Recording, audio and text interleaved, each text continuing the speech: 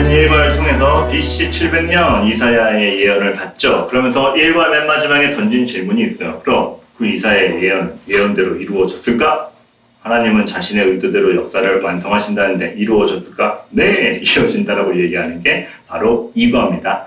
그래서 그 예언의 말씀대로 등장하시는 구원자 예수님에 대해서 얘기를 하죠. 이과의 본문은 마태복음 11장입니다. 세례 요한의 질문에 대하여 예수님의 대답입니다. QR코드 찍고 또 여러분의 설교자 가르치시는 분께서 대략적인 배경 설명을 하셨으리라 생각이 되는데 세례 요한의 질문에 대한 예수님의 대답. 그래서 당신 진짜 구원자 맞아요? 라는 질문에 예수님이 내가 하는 일은 이거거든 하는 게 마태복음 11장 4절 5절 말씀입니다. 한번 본문 들어가도록 하죠. 역시나 항상 첫 페이지 첫 질문은 이거예요. 알아보도록 할까요? 이야기해 볼까요? 여러분 1과에서도 설명했지만 여기서 제일 중요한 것은 답을 맞추는 게 아니라 이야기해 볼까요?가 제일 중요합니다. 네, 이야기해 볼까요 자체가 중요해요. 그래서 환기시키고 아이들이 뭘 들었고 얼마만큼 알고 있는지 그 소스를 나누는 게 중요하지 답을 강요하거나 이상한 얘기한다고 다그치지 마시고 아이스 브레이크를 쓰시기 바랍니다. 자, 세례 요한이 등장합니다. 세례 요한이 등장했을 때 그리고 세례 요한이 부흥운동을 일으켰을 때 역사적 전환이 일어나기 시작하죠. 근데 그 세례 요한은 곧 예수님의 등장과 함께 그 세력이라 그러면 좀 본인의 역할을 마치고 이렇게 조금 쇠약해집니다. 그리고 감옥에 갇히죠. 그러나 세례 요한은 슬퍼하지 않습니다. 왜냐하면 예수님께서 이제 본격적으로 활동하시는 그것이 진짜이기 때문에 새 국면을 맞았습니다. 그런데 세례 요한이 감옥에 갇혀 있으면서 의문이 생기는 겁니다. 이분이 진짜 구원자 맞아? 세례 요한의 질문은 뭐였습니까? 당신 맞습니까?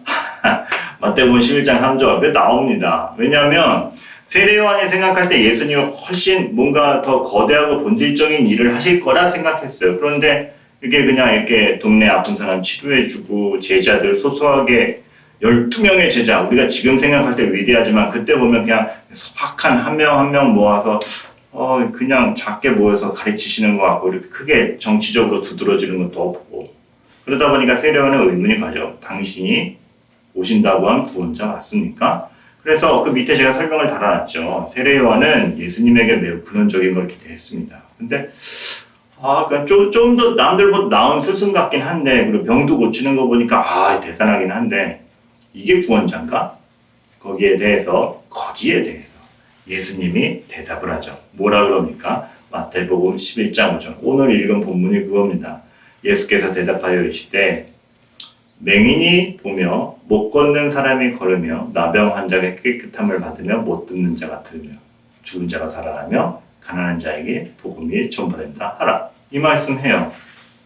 세례 요한이 어쩌면 답답했을걸요. 왜? 아니 지금 구원자가 왔는데 난 좀 더 본질적인 걸 기대했는데 이 병 고치고 다니고 뭘 가르치기만 하고 당신이 맞습니까? 라고 했더니 예수님이 난 그냥 그렇게 고치고 다닐 거야 라고 대답하는 것 같기 때문이에요. 그런데 잘 보세요 여러분. 이 대답이 굉장히 중요합니다. 왜요? 여러분 이 말씀 어디서 봤어요? 그렇죠. 1과 본문이랑 똑같죠? 이사야 말씀 다시 한번 볼까요? 맹인이 눈이 밝을 것이며 못 듣는 사람의 귀가 열릴 것이며 저는 자가 사슴같이 뛸 것이며 지금 이 예수님의 대답은 이사야 35장의 말씀을 인용해서 하신 말씀입니다. 즉 이사야의 그 예언을 반복해서 하신 말씀인 거죠. 그러면 질문, 여기서 아이들에게 더 구체적인 답을 요구하지 말아요. 예수님 뭐라고 대답했는지만 찾아내고 그것이 1과에서 본 말씀이네까지만 찾아낸 다음에 그 다음 질문으로 넘어가요. 그 다음 질문 뭡니까? 예수님은 이사야 선지자 예언을 반복해서 말씀하셨습니다. 이것은 무슨 의미일까요? 무슨 의미겠습니까? 왜 그 말씀을 반복합니까? 이거죠. 이사야가 이렇게 예언했지 그 선지자가 예언한 그 사람이 바로 나다. 이 선언이기 때문에 그렇습니다. 그러니까 예수님은 그 예언 그대로 등장한 것이 나고 이사야 선지자가 얘기했던 그 본질적인 모든 본토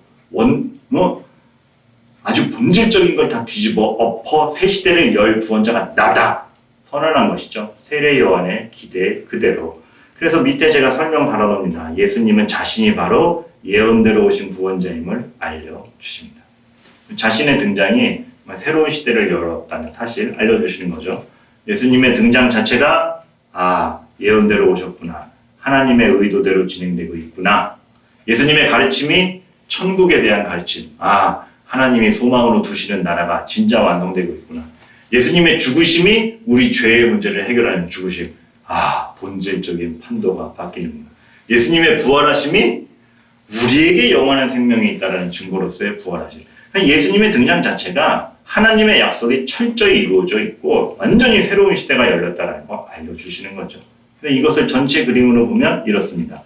여기 가운데 세례 요한과 그리고 예수님의 모습이 딱 추가되어 있죠. 그리고 1과에서 이렇게 그림자 처리되었던 예수님이 딱 실제 예수님으로 등장하는 거 보이죠? 예언대로 되었다라는 걸 맥락적으로 설명을 하는 겁니다. 그래서 우리는 이걸 알아야 돼요. 첫 번째 설명에서 제가 다뤄놨지만 예수님은 역사에서 갑자기 등장하신 인물이 아닙니다. 그냥 한 시대 잠깐 살았다 가신 유명한 인물이 아니라 하나님의 의도가 이루어지고 있음을 증명하신 분이고 확인시켜 주신 분이고 하나님의 의도대로 나중에 완성될 것이다를 약속하신 분이 예수님이죠. 그러니까 역사의 시작 창조부터 쭉 이어지는 그 중심축에 예수님이 계십니다. 그래서 우리는 이번 과를 통해서 예수님이 등장하셔서 새로운 시대가 열리는 것을 통해서 이 개념을 좀 분명히 하고 가야 돼요.